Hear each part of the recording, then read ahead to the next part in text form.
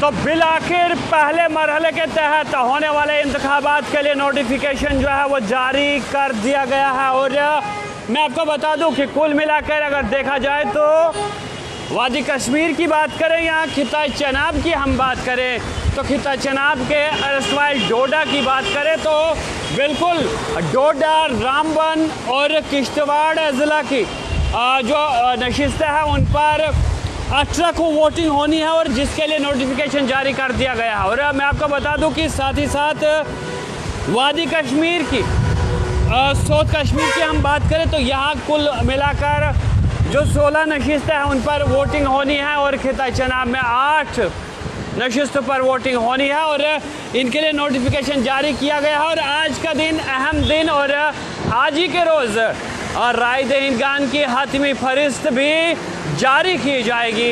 यानी आज के रोज़ फाइनल जो लिस्ट है राय दहिंदगान की वोटरान की वो भी पब्लिश हो जाएगी और आप अपना वोट जो है वो चेक कर सकते हैं कि आपका वोट जो है कहाँ पर दर्ज है। लेकिन फ़िलहाल बड़ी खबर आप तक हम पहुँचाने की कोशिश कर रहे हैं। 10 साल के बाद, पूरी एक दहाई के बाद जो है जम्मू कश्मीर में असेंबली इंतखाबात जो है वो होने वाला है।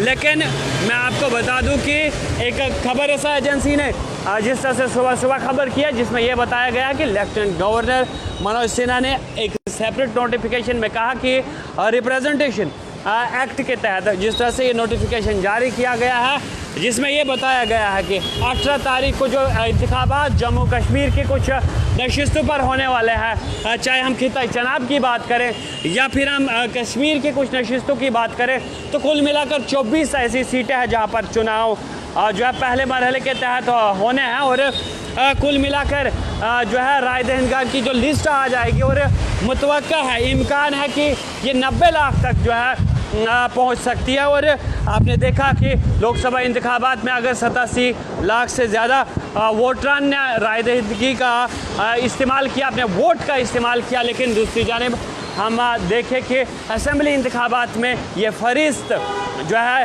कहीं ना कहीं इसमें वोटरान की तादाद जो है वो बढ़ सकती है। और आपको मैं बता दूं कि आज हम बात करें कौन सी ऐसी नशिस्तें हैं, ख़ास तौर से हम ज़िला रामबन की बात करें, रामबन और बानीहाल की 2 नशिस्तों पर बहुत बड़ी टक्कर होने वाली है। क्योंकि हम बात करें कांग्रेस, नेशनल कॉन्फ्रेंस, PDP या दीगर जमातों की तो तमाम पॉलिटिकल पार्टियां यहाँ जो भी उम्मीदवार है वो इस वक्त कहीं ना कहीं मेहनत कर रहे हैं, गांव-गांव जा रहे हैं, इलाकों में जा रहे हैं और कहीं ना कहीं इस नशिस्त पर बहुत बड़ी टक्कर होने वाली है। रामबन की नशिस्त पर टक्कर होने वाली है।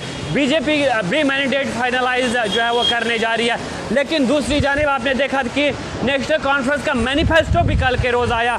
मैनिफेस्टो में क्या कुछ देखने को मिला, मैं आपको बता दूं कि बीजेपी ने जो है कहीं ना कहीं इस मैनिफेस्टो को तनकीद का निशाना बनाया। लेकिन इसके बावजूद मैं आपको बता दूं कि फारूक अब्दुल्ला साहब कहते हैं कि हम अपने बलबूते पर सरकार बनाएंगे। और उसके साथ ही कहीं ना कहीं ये खबरें आ रही है कि कांग्रेस के टॉप लीडर आज वादी कश्मीर वार्ड होंगे, वादी कश्मीर में आएंगे और कहीं ना कहीं अलायंस की बात होगी। क्योंकि तमाम पार्टियां जो है वो ये दावा करती है कि हम लाइक माइंडेड पार्टीज़ के साथ इत्तेहाद करने के लिए तैयार है, बातचीत करने के लिए तैयार है। अब लाइक माइंडेड पार्टीज़ कौन सी है? और तमाम पार्टियां तो ये दावा करती है कि ये लाइक माइंडेड पार्टीज़ के साथ जो है वो इत्तेहाद करेंगे।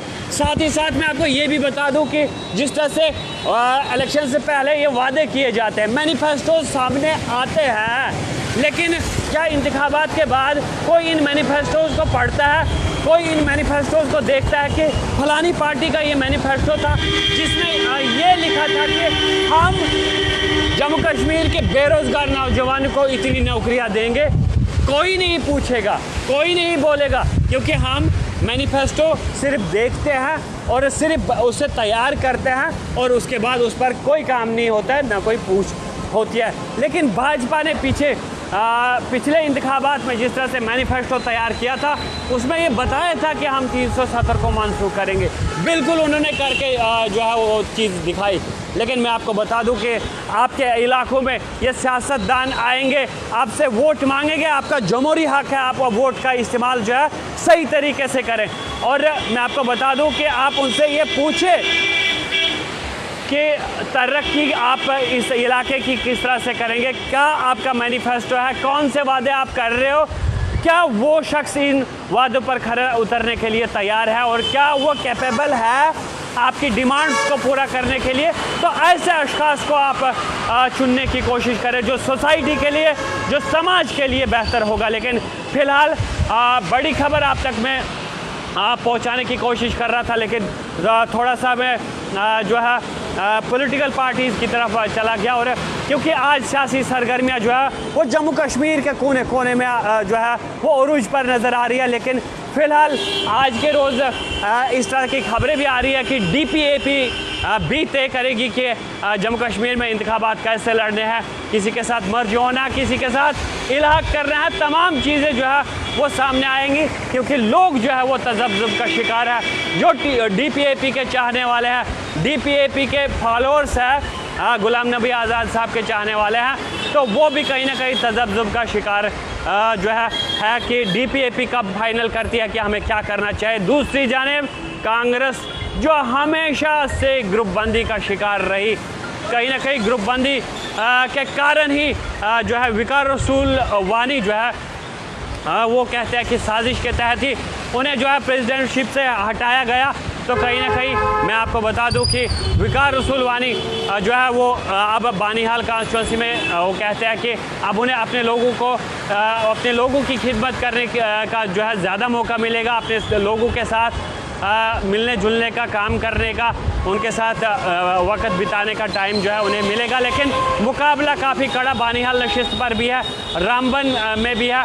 आज BJP की जानिब से भी तकरीबन मैंडेट्स फाइनलाइज होंगे, कौन होगा, क्योंकि कैंडिडेट्स जो है वो पार्टी ऑफिस के बाहर कहीं ना कहीं नज़र आ रहे हैं और अपनी लाइन जो है वो देख रहे हैं, नेताओं के साथ बात कर रहे हैं, बड़े नेताओं के साथ बात कर रहे हैं किसको मैंडेट मिलेगा। लेकिन फ़िलहाल तमाम लोगों के लिए, तमाम आवाम के लिए यही खबर है कि आप सभी लोग सही वोट का फ़ैसला करें, अपना राय दहिंदगी का फ़ैसला करके वोट जो है वो सही दिशा में दें, ताकि जम्मू कश्मीर की तरक्की हो, हम सब लोगों की तरक्की हो, बेरोज़गारी यहाँ पर ख़त्म हो, डेवलपमेंट हो, यहाँ तामीर हो और बाकी चीज़ें हो। तो फ़िलहाल इसी बड़ी खबर के साथ मुझे ये सोहेल जावेद को दीजिए इजाज़त। आप देखते रहे अर्ली टाइम में।